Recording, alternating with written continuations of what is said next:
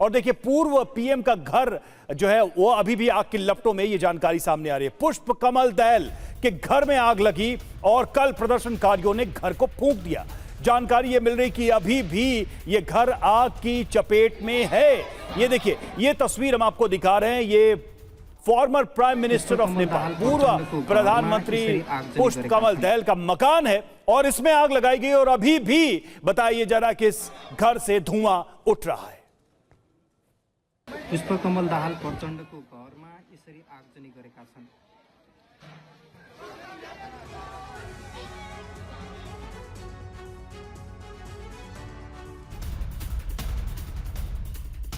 और देखिए पूर्व राष्ट्रपति के घर में भी आग लगाई गई है। सवाल तो ये उठता है कि आखिर छोड़ा क्या गया है। जितने भी महत्वपूर्ण संस्थान थे, जितनी भी महत्वपूर्ण इमारतें थीं, वो इमारतें जिन्हें नेपाल की शान कहा जाता था, उन सबको आग के हवाले कर दिया गया है। भागेल में विद्या देवी का जो घर है उससे भी देखिए किस तरह से फूंक दिया है प्रदर्शनकारियों ने। पूर्व राष्ट्रपति के घर को कैसे आग के हवाले कर दिया है, ये तस्वीरें आपके सामने।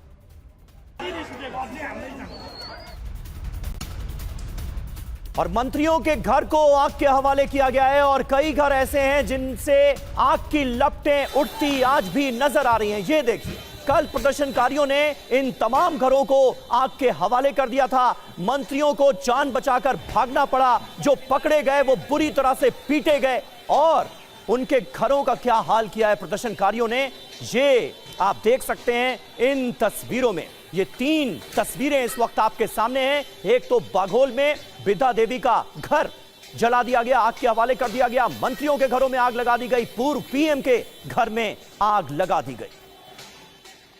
और हमारे साथ त्रिपाठी जी भी इस वक्त मौजूद हैं। त्रिपाठी सर, किस तरह से आप देखते हैं इन तस्वीरों को, इन हालात को नेपाल के, और हालात संभलेंगे कैसे? नेपाल की राजधानी काठमांडू के मेयर जो कि निर्विरोध चुनकर आए थे, वो ऐसा लग रहा है कि कहीं ना कहीं इनडायरेक्टली इस विरोध प्रदर्शन का, इस विद्रोह का नेतृत्व करते हुए नजर आ रहे हैं। लेकिन उनके अलावा और इस जन आंदोलन के अलावा कोई एक बड़ी शक्ति भी इसके पीछे है क्या, जिसके चलते ये सब कुछ मुमकिन हुआ?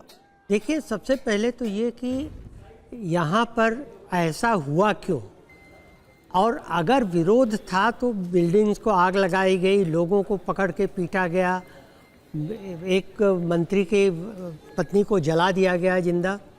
ये सब देखिए, ये इसलिए हुआ कि ठीक है, एक असंतोष था बरसों से जो कि अब लावा बन के ज्वालामुखी के तरह से फूटा है जी।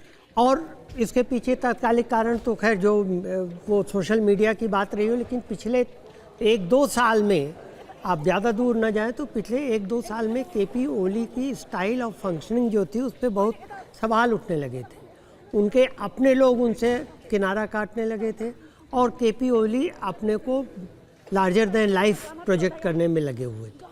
लेकिन ये सब ठीक है, इसके खिलाफ गुस्सा लोगों का उभरा, जनजे का और जनजी का, और ये सब हुआ। लेकिन अब ये है कि ये अनियंत्रित, असंगठित और अनियोजित भीड़ है जिसका कोई रहनुमा नहीं, ये समस्या हो रही है।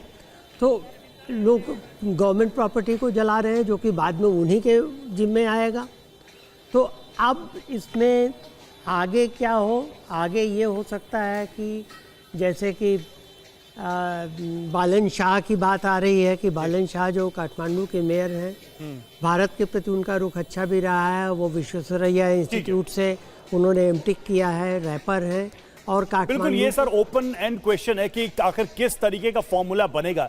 जैसा कि मनीष भी बता रहे थे कि इस बात की भी चर्चा चल रही कि 1990 के पहले की जो व्यवस्था थी, क्या उसको वापस लाया जाएगा नेपाल के अंदर? मौजूदा व्यवस्था से जो असंतोष था उसको देखते हुए तो ये सारे सवाल अभी खुले हैं, ओपन हैं।